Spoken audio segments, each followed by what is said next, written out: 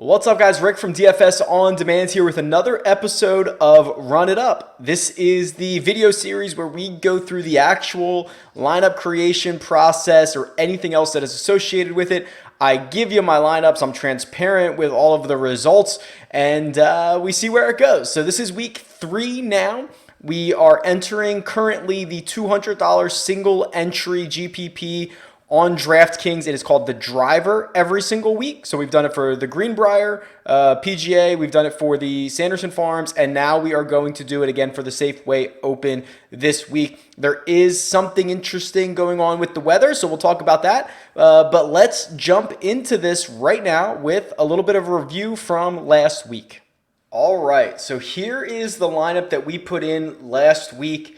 And we had Sungjae Im, who ended up losing in a playoff. We had Scotty Scheffler, who had basically a top 15, but quite frankly, the rest of it was absolute garbage. We got 2 of 6 through. Corey Connors misses the cut on the number. He had a putt on 17, like a 4-footer to make birdie. He ends up missing that. Hank Lebioda, who I was so high on, finished almost dead last. He was absolutely brutal. Tyler McCumber and DJ Trahan, who were the value plays here, hovered around the cut line for a while. DJ Trahan finished. I'm sorry, Corey Connors actually missed the cut by 2. My apologies. DJ Trahan did actually miss the cut on the number. But quite frankly, this was an absolute disastrous week. The lineup was pretty terrible. We got the type of ownership that we wanted. One guy over 33%, a couple guys in low single digits. We just absolutely whiffed on it. So at least we didn't burn the Sungjae win. He didn't even win, but if he would have, it would have kind of stunk to burn that and not have a good lineup here. So we ended up finishing 130th out of 166.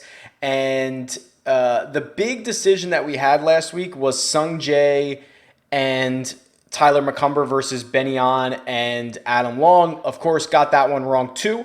Sungjae did end up finishing higher than Ben, but Adam Long had a really nice week and he scored way more fantasy points than Tyler McCumber did. So those two as a pair outscored Sungjae and Tyler in a big way.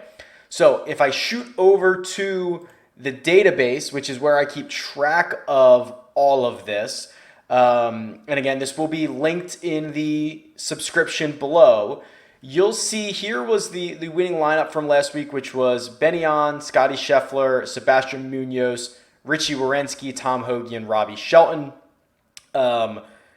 Maybe I just whiffed on Munoz. He was 23% owned in the $200 single entry, and he goes out and wins. If you don't have him, that is going to make for a hell of a time for you to even cash, let alone even try to take this thing down, which is going to be impossible. The winner, Camp Jules 39, had the type of roster construction that I would be shooting for. We talked about getting into that 100% total ownership number in the past. So the ownerships for Camp Jules were 33%, 23%, 20%. So there's your 3 big numbers. 15, which is kind of in the middle, and then 4.8, 4.8. That gives them a total of 101%. You can see all of the guys here at the top of the leaderboard kept their ownership their total ownership very, very low. 101%, 86, 67, 51, 66. The higher you can see just kind of scrolling down. The chalk was not good. The higher percentage, the higher sum percentage lineups did much worse than some of the lower ownership ones. So here I am finishing in 130th. We did get a pretty good target, so 91% total ownership. That's probably well within our target. I'm going to shoot for something like that again this week and just hope to get the golfers correct. Salary spent. So again, even in this format, even in the single entry and the $200 buy-in, the vast majority of golfers or of owners are spending $49,900 or $50,000. It would have accounted for, what is this? 73% of the total entries would have spent either the max or $100 less than the max. I came in, what did I spend last week? Oh, I did spend the full amount last week. Okay, so I was one of the ones who spent the full amount. And then if we look at the actual results, so we are now losing for the year. So had the $100 win in week 1, $200 loss in week 2. So we are down $100 through 2 contests. And we are right back at it this week with a better format. So if I flip over to DraftKings here, this is the structure that I wanted to see the first 2 weeks, where the min cash is now 2x. So it's $400 if you finish in 45th. What you'll notice is this is a much better. Okay, so the last couple weeks they were paying out. So this goes up. So now it's 222 entries this week. They're paying out 45 of them with a min cash of 400, which is 2 times the entry. The first place payout comes down. They were so even with more players, the first place payout comes down from, I believe it was 7,500 last 2 weeks to 6,000 this week. So this is a much better format. I like this a lot. I hope that this continues to stick with this contest moving forward. So happy to have it here. I'm just going to show you my lineup this week here, and we'll chat through it for a second. But really, I think I want to talk about the weather a little bit more and how that could play into this week. So if you watch the DFS preview, if you listen to me on Pat Mayo's show this week on the DraftKings YouTube channel, if you watched my hour-long show on Sports Grid from 7 to 8 Eastern on Tuesday nights, like, you'll understand how I got to these golfers, right? I love Hideki Matsuyama to be my first man in at 10,500. I am taking a flyer that he has turned into a good putter, which I know sounds crazy, but he's now gained strokes putting in 9 of his last 11 events. That's usually not something bad putters do. He's elite everywhere else in the game. I'm going back to Corey Connors, who burned everybody last week. I think he's now a really good pivot play. This is a situation I like to put myself into where if there's a kind of a chalky guy who, pretty popular, who burns everybody, and he doesn't play particularly poorly. Like when he was on 17, it didn't end up being the number. But when he was on 17, he had a putt that he thought was to make the cut. He ended up missing that putt and missing the cut by another stroke because it went to 3 under. But for him, he was in contention for 35 holes. He was in the golf tournament. It's not like Hank Lebioda, who went out there and couldn't do anything with his game, couldn't find anything at all. Corey Connors played well enough. So if we liked him last week, he plays all right, doesn't play great, obviously, misses the cut close to the number. Why don't we like him again this week? You know what I mean? He continues to be elite tee to green, and now you probably get him at a really good ownership number. So he, I think, is pretty leverageable. Kevin Streelman, I don't think is going to be leverageable. He flew up the leaderboard Sunday. He's having a really good stretch. Bronson Burgoon was my last man in at 8,000. He's just had 2 really good high finishes recently. Nate Lashley, for me, is like the course fit type of guy, where played well here last year, very accurate off the tee, not very long, which shouldn't hurt him this week, makes a lot of birdies, which should help. And then Adam Long, missed out on him last week. He's now made 2 straight cuts in the swing season. He's playing well, still priced at 6,900. So that's where I got there. A little bit more on that. I'm going to pull this little tool up, which I hope you can see. This is my lineup using a portion of the DFS On Demand cheat sheet and where I think I'm going to be here. So these projected ownerships are for like the $8 150 max. Expect the chalk to be a little bit chalkier in single entries. And for like the super secret guys, like I think Adam Long could be more popular. Bronson Burgoon could be more popular. Kevin Streelman could be more popular here in a single entry format. But so the way that I add this up, I have these guys projected to come out at 81% total ownership.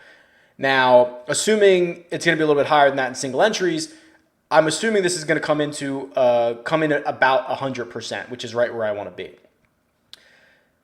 Just again, you can kind of see where I'm going with this. Bronson Burgoon, 2 straight top 20s to the sixth place last week. Streelman, the 4th place last week. Adam Long, 2 made cuts. Nate Lashley, who we haven't seen. I'm sorry, I said Nate Lashley finished well here last year. He finished well in his last tournament, which was the Greenbrier, a 3rd place finish. and a really good skill set, makes a lot of birdies. So hoping that he comes through. And then Corey Connors, we'll give him a pass on that Sanderson Farms. And we'll see if he can bounce back. So this is the lineup that I'm looking at here. Now, what's interesting is this week we might get the first time. Actually, we had a pretty decent AM/PM wave difference last week, but we didn't really have a lot of information going into the week about that. We knew there could have been some rain Thursday afternoon, but we didn't know how it was going to affect things. So I don't think a lot of people made AM/PM stacks, but I think this week you probably could.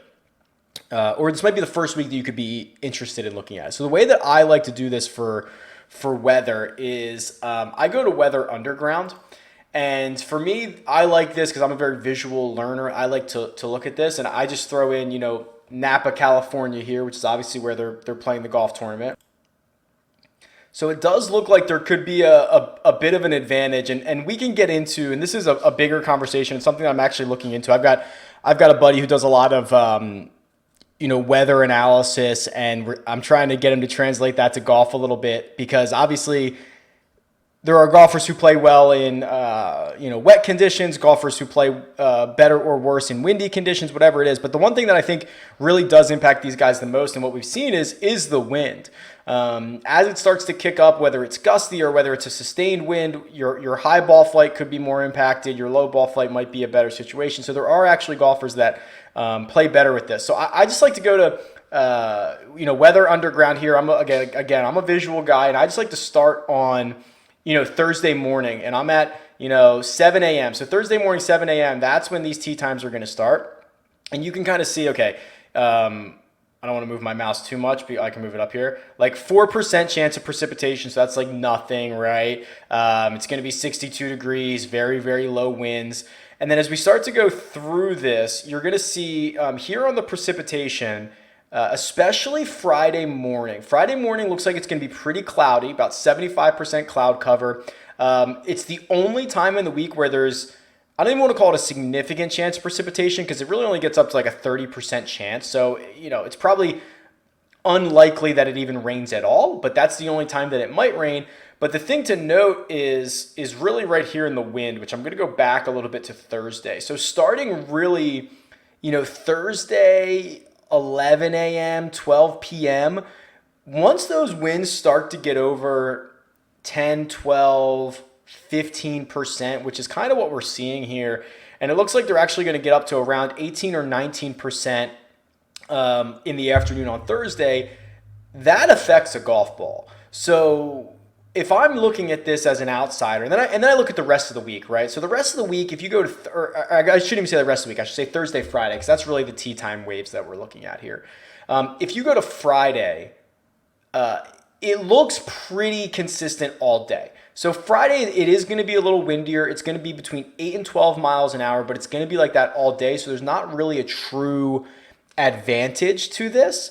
So I would say, as of right now in recording, which is, Wednesday afternoon Pacific time, there appears to be a slightly better situation for the morning wave. So the Thursday morning, Friday PM wave would be guys that I would lean on. That doesn't necessarily mean you have to go stack 6 guys. We might not get a situation where there's that big of a discrepancy, but I would lean on those guys a little bit. So if you go and look at the Safeway Open and what the tee times are, 3 of my guys are, caught me mid-sneeze, 3 of those guys are playing in the morning wave. So Burgoon, Corey Connors, and Hideki are going to go out early. Streelman, Lashley, and Long are going to go out in the afternoon. So we'll see if there's a discernible difference. But if you just kind of look at the guys that are going off first here, and if you're trying to break ties, which is kind of the way that I would treat this, the guys that you are really looking to roster, if you're looking to break ties, and it's between, Bronson Burgoon, who's going off at 7:10 a.m., and who might be a good one here?